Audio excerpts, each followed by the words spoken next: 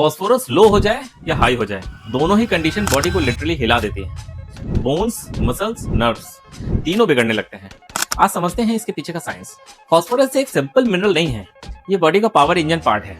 ATP यानी energy molecule, उसका जो पी है वो फॉस्फोरस है। इसके अलावा बोन्स में कैल्शियम के साथ मिलकर मिनरल बनाता है और मसल्स और नर्व्स को प्रॉपर फंक्शन करने के लिए फॉस्फोरस मैंडेटरी होता है। तो जब फॉस्फोरस इंबैलेंस होता है, इम्पैक्ट पूरी बॉडी पे दिखता है। ब्लड में phosphorus level kidneys, hormones, diet और विटामिन डी के थ्रू कंट्रोल होता है। अगर किडनी फेल हो, विटामिन डी लो हो या डाइट पुअर हो, फॉस्फोरस का बैलेंस बिगड़ जाता है। इसलिए ब्लड में फॉस्फोरस का नंबर कैजुअली इग्नोर मत करें, ये एक डीप मेटाबॉलिक इंडिकेटर है। लो फॉस्फोरस मतलब हाइपोफॉस्फेटीमिया, मतलब ब्लड में फॉस्फोरस का लेवल कम हो जाना।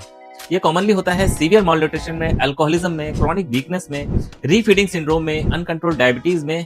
इवन लॉन्ग टर्म अगर आप एंटासिड यूज कर रहे हैं तो भी फॉस्फोरस का लेवल कम हो सकता है। सिम्टम्स शुरू होते हैं माइल्ड वीकनेस से, लेकिन सीवियर डिफिशियंसी में मसल्स फेल होने लगती हैं। पेशेंट का ब्रीदिंग वीक हो सकता है क्योंकि रेस्पिरेटरी मसल्स भी फॉस्फोरस डिपेंडेंट होती हैं। वहीं हाई फॉस्फोरस यानी हाइपरफॉस्फेटीमिया में ज्यादातर किडनी फेलियर में होता है।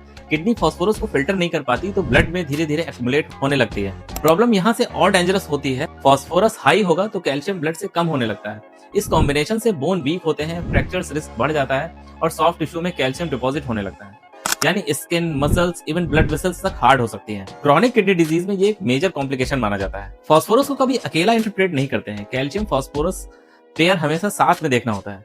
दोनों एक दूसरे को पुश पुल सिस्टम से रेगुलेट करते हैं। इस रील को सेव करें, शेयर करें और ऐसे ही कंटेंट के लिए मुझे फॉलो कर लें। Thank you so much.